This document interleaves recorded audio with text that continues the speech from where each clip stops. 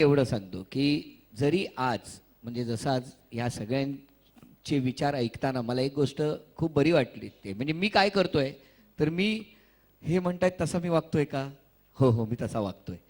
बऱ्याचशा प्रश्नांची मला होय अशी उत्तरं मिळत आहेत, त्याच्यामुळे पालक म्हणून मला खूप आनंद होतोय. ज्या वेळेला मी आज महाराष्ट्रात म्हणजे माझ्या एवढा प्रवास कदाचित कोणीच करत नसेल असं मी दावेने सांगतो, दावे के साथ. कारण तुम्हाला सांगतो 8 लाख किलोमीटरचा प्रवास फक्त महाराष्ट्रात गेल्या 6 वर्षात आदेशने केलेला आहे. 8 लाख किलोमीटर म्हणजे रोज मी ऑन द व्हील्स. आदेश मगाशी म्हटल्याप्रमाणे 38%, पण 3 वर्षात 25 वेळा परदेशात जाऊन आला. बरोबर.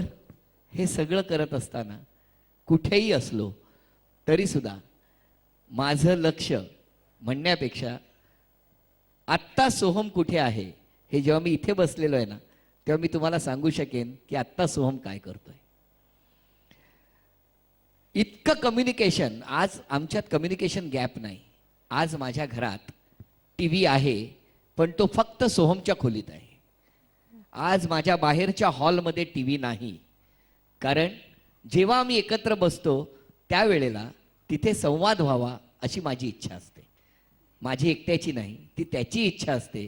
कारण बाबाने कालच्या दिवसात काय घडलं ते त्याला ऐकायचं असतं. त्याच्या शाळेचा परफॉर्मन्स त्यालाही मला सांगावं असं मला वाटत असतं. मला असं वाटतं की तो एक दिवस त्याच्याही आयुष्यात महत्त्वाचा ठरला, जो याच वर्षी होता.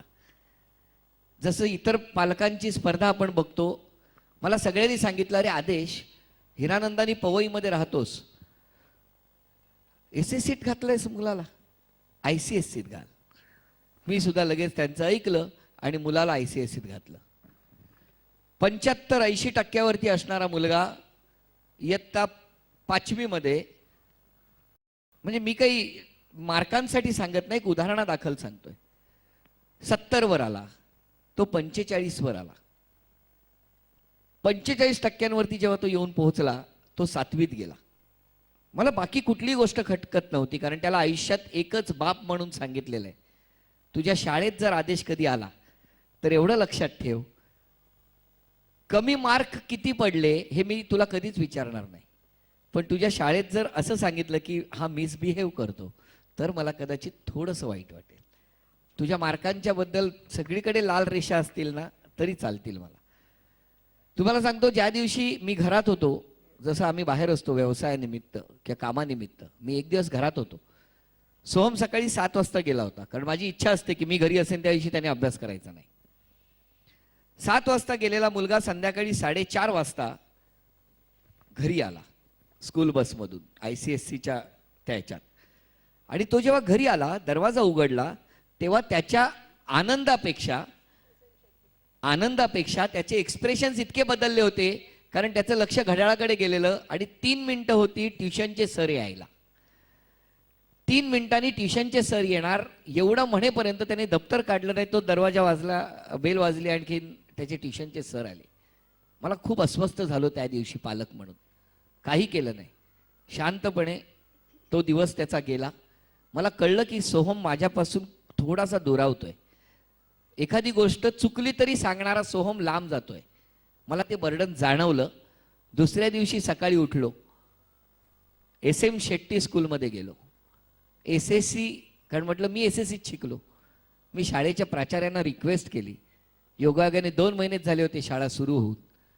त्यांनी सांगितलं काही हरकत नाही, मला ॲडमिशन मिळाली. SSCमध्ये मी एका रात्रीत त्याला शिफ्ट केला ICSCतून. तो खूप खुश होता.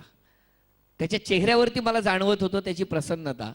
आणि तुम्हाला सांगतो, जो सोहम गेल्या वर्षभरात मला फोन करायला टाळायला लागला होता, तो गेल्या 4 महिन्यात, ह्याच वर्षातलं आहे, गेल्या 4 महिन्यात रिझल्ट ज्या दिवशी त्याचा येतो त्या दिवशी मी कुठेही असलो तरी फोन करून सांगतो, बाबा बाबा. हा जो उत्साह आहे ना, हा त्याचा महत्त्वाचा आहे. त्याला 10 पैकी 5 मिळतायत की 4 मिळतायत, यापेक्षा मला घरी येऊन बाबाला सांगायला मिळतंय, याच्यातला त्याचा जो आनंद आहे त्यातच मी यशस्वी झालोय असं मला वाटतं. आणि म्हणून पालक म्हणून मी आधी त्याचा मित्रच आहे. त्याने मला सांगावी कुठलीही गोष्ट, आणि मग ज्या वेळेला सुट्टीत इतर मित्रांबरोबर जायचं असतं आणि त्याला कळतं की उद्या बाबा घरी आहे, त्यावेळेला तो मित्रांबरोबर जाण्यापेक्षा बाबाबरोबर राहणं पसंत करतो. यात मला कुठेतरी आमच्यातलं नातं जास्त घट्ट होतंय हे जाणवतं. पालकांनी जर हा जागरूकपणा आणि समजूतदारपणा दाखवला तर हा जो आजचा विषय आहे मुलांचे प्रश्न आणि पालक, हा परत आपल्याला चर्चेला घ्यावा लागणारच नाही. मायकल अँजेलोचं एक असं वाक्य आहे की शिल्पकार जो असतो तो दगडातून शिल्प निर्माण करतो. म्हणजे नेमकं काय करतो, तर फक्त तो त्या दगडातला अनावश्यक भाग बाजूला करतो. त्या दगडामध्ये ते शिल्प, ते सौंदर्य असतंच. या परिसंवादाच्या निमित्ताने आपण पुन्हा एकदा हे समजून घेऊया की पालकांची, शिक्षकांची भूमिका ही त्या शिल्पकाराची आहे. सौंदर्य मुलांमध्ये आहेच, ते फक्त वाढवण्याचं कार्य आपल्याला करायचं आहे. वेळ आपली संपत आलेली आहे, त्यामुळे आपण थांबतो आहोत. आपल्या सर्वांचे मनपूर्वक आभार. मी डॉक्टर दीपक सावंतांना इथे बोलवते. एकच उदाहरण मला फक्त सांगायचं होतं. आपल्या परिसंवादामध्ये थोडीशी परवानगी घेऊन मी हो, हो, सांगते. अगदी. माझे एक पालक होते, मिस्टर इन्साफ म्हणून. तर आपल्या मुलीला सर्कसला घेऊन गेले होते. मुलीचं नाव शाहिना. तर शाहिनाला विचारलं की तुला यातलं सगळ्यात काय आवडलं ग बाळ? तर ती म्हणली मला झोक्यावरची सुंदरी आवडली पापा. काय तिचं टायमिंग, काय तिचा बॅलन्स. तुम्हाला काय आवडलं पापा? तर म्हणे मला खालची जाळी आवडली. जाळीत आवडण्यासारखं काय आहे पापा? तर ते म्हणाले तिचं जोपर्यंत बॅलन्सिंग आणि तिचं टायमिंग जोपर्यंत अचूक आहे तोपर्यंत ती वरती फार विलोभनीय असा खेळ करते. पण तिचं टायमिंग जरा जरी चुकलं तरी ती खाली पडणार आणि त्यावेळी ही जाळी तिचं रक्षण करणार. म्हणून ती मला आवडते.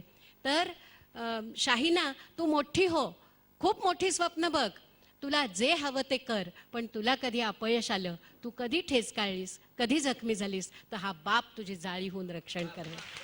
मला वाटतं प्रत्येक आईबाबांनी हे उदाहरण लक्षात ठेवावं.